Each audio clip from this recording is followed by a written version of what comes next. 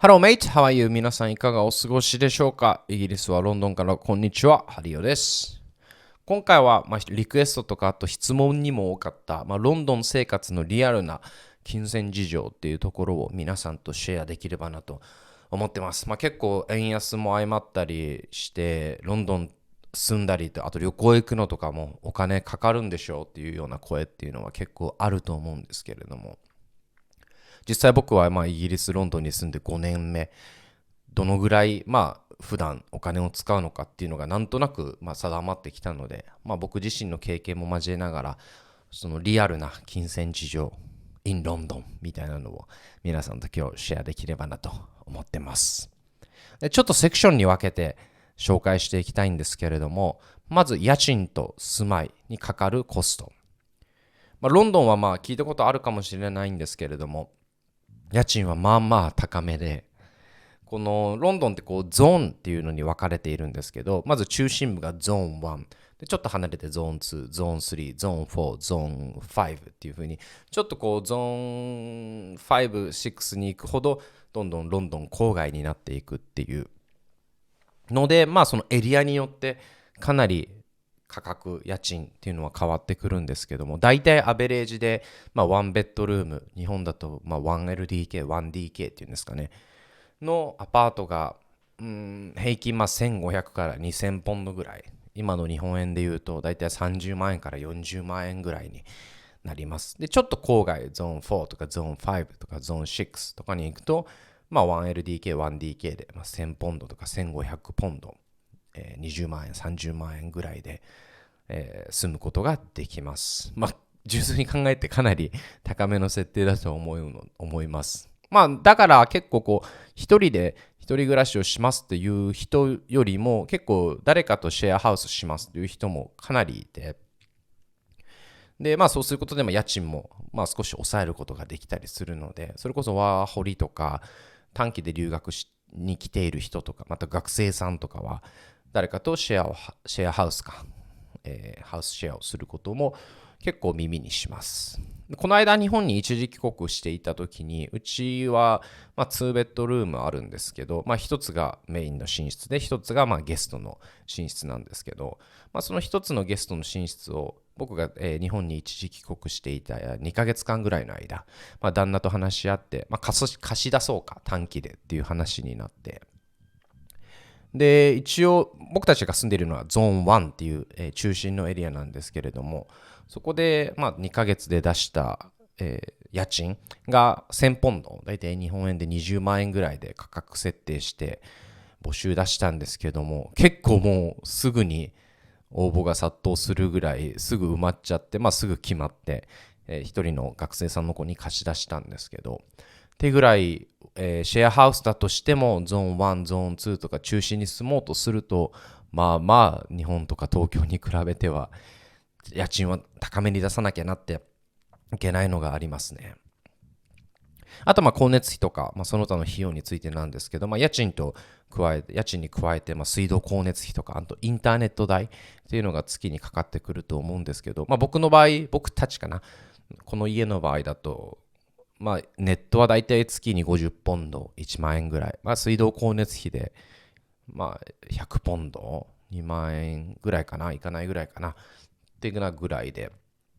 暮らしています。あとはそれに伴って住民税とか、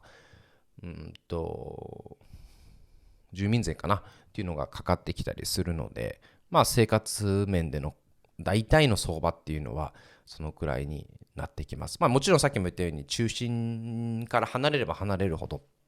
家賃っていうのは少し安くなってくるので、そこら辺の費用を抑えたい方っていうのは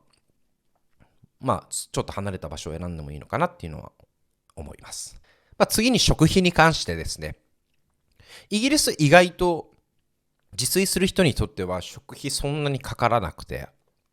個人差ももちろんあると思うんですけど、大体僕、その日食べたいものをとかその日作りたいものはスーパーに行ってない材料を買うっていうスタイルをするんですけど、結構ね、予算どうだろうな、10ポンドもいかないんじゃないかな、2000円ぐらいかな、1回の買い出しで。下手すると5ポンドぐらいで済む時もあるので、1000円ぐらいですね。っなので結構自炊をする人にとってはそんなに食費は意外とかからないと思います。例えば卵も8個入って300円とか、肉とかも1キロ入ってまあ3、4ポンドとかかな、800円とか600円ぐらいなので、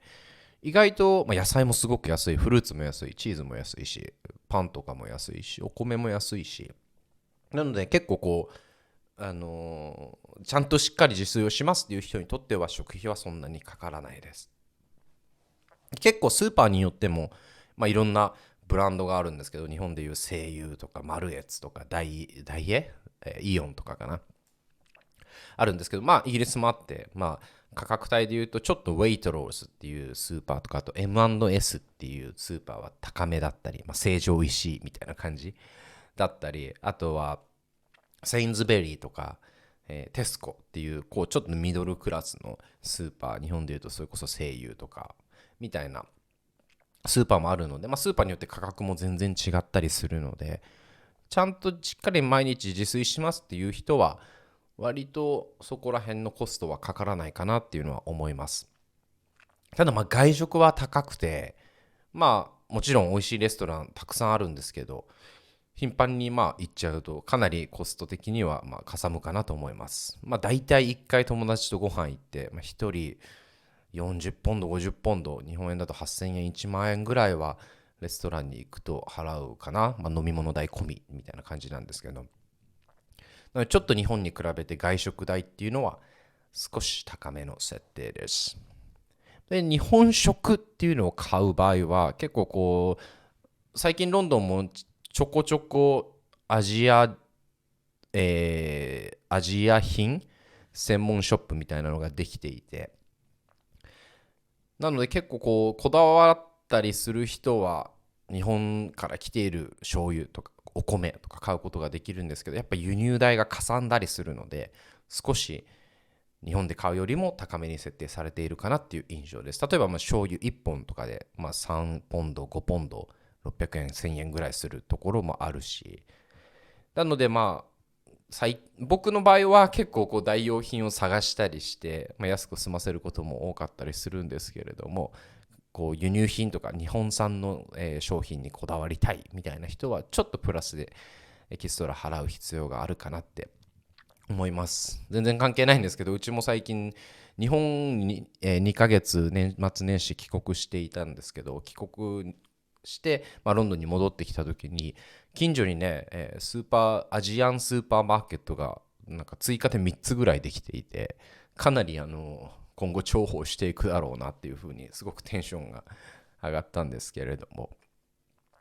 そうですね、かなり日本じゃないか、アジアンスーパーマーケットみたいなのは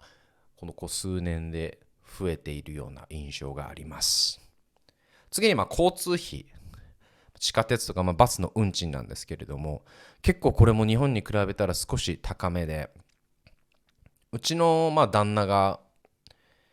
なんて日本でいう定期券を買ったんですけども、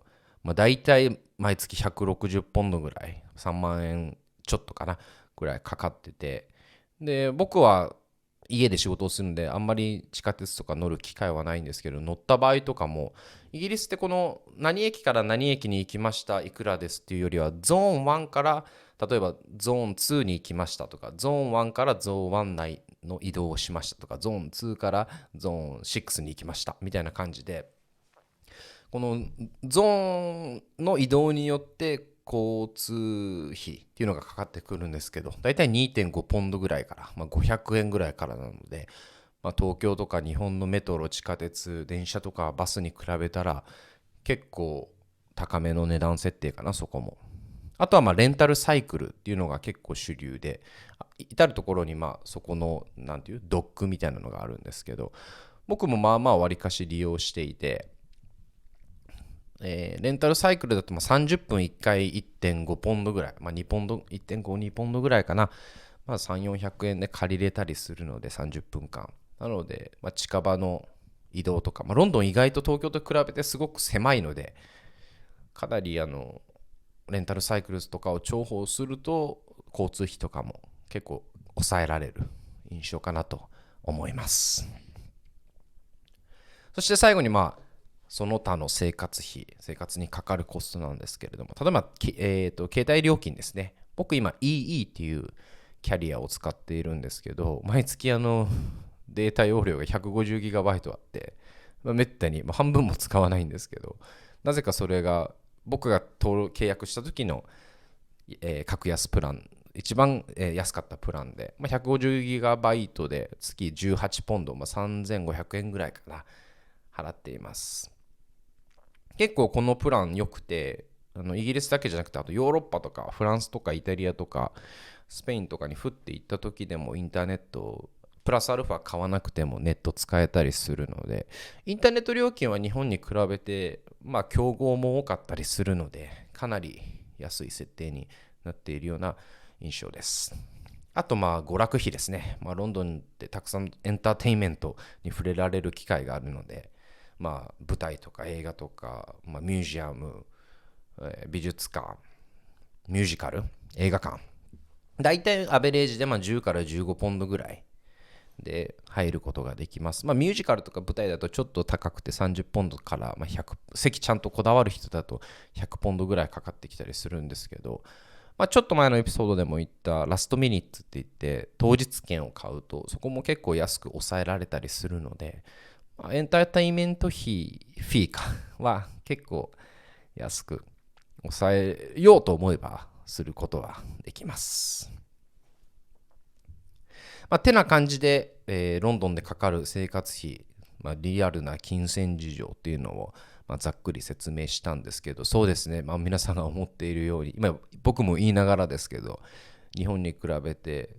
あんまりかからないところで、日本だとかからないところでかかってくるコストっていうのが多かったりするので、イギリスに来る方とか、旅行でもちょっと短期で済むでも留学でも、しっかり予算を決めて、過ごす、